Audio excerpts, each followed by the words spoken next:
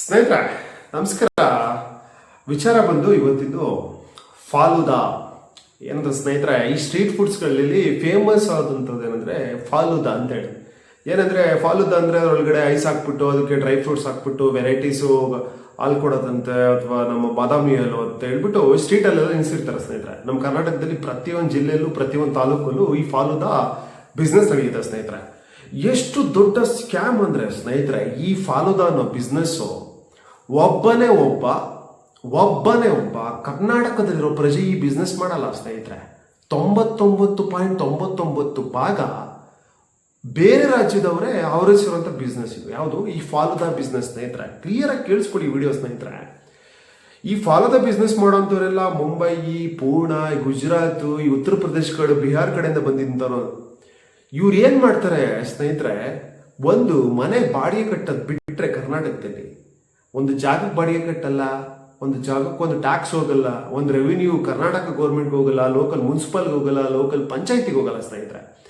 ಆದ್ರೆ ಇವತ್ತೆಷ್ಟು ದುರಂಕಾರ ಇರುತ್ತೆ ಅಂತ ಅಂದ್ರೆ ಸ್ನೇಹಿತರೆ, ನಾವು ಅಯ್ಯೋ ಪಾಪ ನಾವು ಕನ್ನಡಿಗರು ವಿಶಾಲ ಹೃದಯದವ್ರು ಬರ್ರಿ ಅಂತೇಳಿ ಎಲ್ಲಾರನ್ನೂ ಸೇರಿಸ್ಕೊಂಡು ನಾವಿಲ್ಲಿ ಸಫರ್ ಪಡ್ತಾ ಇದ್ದೀವಿ. ಯಾವ ರೀತಿ ಅಂದ್ರೆ ಸ್ನೇಹಿತರೆ, ಒಬ್ಬ ಫಾಲೂದಾ ಅಂಗಡಿ ಒಂದು ಲೈನಲ್ಲಿ ಇಟ್ರೆ ಅವನು 4 ಜನನ ಕರ್ಕೊಂಡ್ ಬರ್ತಾನೆ ಆ ಡಿಸ್ಟಿಕ್ ಅಲ್ಲಿ. ಇದು ಹೆಂಗಾಗ್ತಿದೆ ಗೊತ್ತಾ, ನಮ್ದು ಹಳೆ ಪುರಾತನ ಕಾಲದಲ್ಲಿ ಹೆಂಗ್ ಬಂದು ನಮ್ಮ ಮೇಲೆ ಆಳ್ವಿಕೆ ಒಬ್ಬೊಬ್ಬರು ಬಂದು ಮಾಡ್ತಾ ಹೋದ್ರಲ್ಲ ಭಾರತದಲ್ಲಿ, ಆ ರೀತಿ ಆಗ್ತಿದೆ ಸ್ನೇಹಿತರೆ.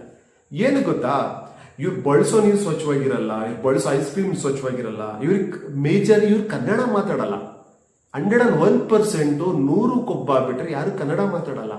ಒಂದು, ಇವ್ರು ವೋಟಿಂಗ್ ಇರೋದೆಲ್ಲ ಬೇರೆ ಸ್ಟೇಟ್ ಅಲ್ಲಿ, ಇವ್ರ ರೆಸಿಡೆನ್ಸ್ಗಳು ಪ್ರಾಪರ್ ಇರೋದೆಲ್ಲ ಬೇರೆ ಸ್ಟೇಟ್. ಇವರು ದುಡಿಯಕ್ಕೆ ಅಂತ ಮಾತ್ರ ಬರೋದು ಕರ್ನಾಟಕಕ್ಕೆ. ನನ್ನ ಒಂದು ಪ್ರಶ್ನೆ ಏನ್ ಗೊತ್ತಾ, ಕರ್ನಾಟಕಕ್ಕೆ ಬಂದ ಮೇಲೆ ಇವರಿಗೆ ಗೌರ್ಮೆಂಟ್ ಆಫ್ ಕರ್ನಾಟಕ ಯಾವುದೇ ರೀತಿ ಟ್ಯಾಕ್ಸ್ ಉಳಿಸಲ್ಲ. ಇವ್ರು ಅನ್ಬೋದು ಬೀದಿ ಬದಿ ವ್ಯಾಪಾರಿಗಳು ಅಂಥವ್ರ ಬಗ್ಗೆ ಕ್ವಶನ್ ಮಾಡ್ತಾ ಇದ್ದೀರಂತ.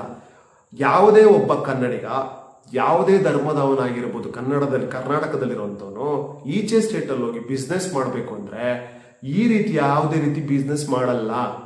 ಒಂದು ಶಾಪ್ ತಗೊಂತಾನೆ, ಬಾಡಿಗೆಗೆ ತಗೊಂತಾನೆ, ಯೂಸ್ ಮಾಡ್ತಾನೆ.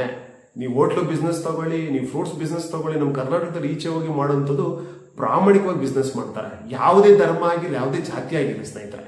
ಆದ್ರೆ ಇವ್ರೇನ್ ಮಾಡ್ತಾರೆ, ಒಬ್ಬ ಬಂದ್ರೆ 10 ಜನ ಕರ್ಕೊಂಡ್ ಬರ್ತಾರೆ ಸ್ನೇಹಿತರೆ. ಎಲ್ಲ ಒಂದ್ ಕಡೆ ನಿಲ್ಸ್ಕೊಂತಾರೆ. ಯೂಸ್ ಮಾಡೋ ವಾಟರ್ ಕರೆಕ್ಟ್ ಆಗಿರಲ್ಲ, ಮಾತಾಡಿದ್ರೆ ಕನ್ನಡ ಭಾಷೆ ಮಾತಾಡಲ್ಲ, ದುರಾಕಾರದಲ್ಲಿ ಬಿಹೇವ್ ಮಾಡೋಂಥದ್ದು. ಇವರಿಗೆ ತಿಂಗಳಿಗೆ 60ರಿಂದ 2 ಲಕ್ಷದವರೆಗೂ ಲಾಭ ಇದೆ ಸ್ನೇಹಿತರೆ ಇದರಲ್ಲಿ. ಯಾಕೆ ನಮ್ಮ ಕನ್ನಡಿಗರು ಮಾಡಬಾರ್ದು, ಯಾಕೆ ನಮ್ಮ ಕನ್ನಡದಲ್ಲಿ ಯಾರಾದ್ರೂ ಯುವಕರು ಮಾಡಬಾರ್ದು ಅಂತ ಸ್ನೇಹಿತರೆ ಮುಂದಿನ ವಿಡಿಯೋದಲ್ಲಿ ಡೀಟೇಲ್ ಆಗಿ ತೋರಿಸ್ತೇನೆ.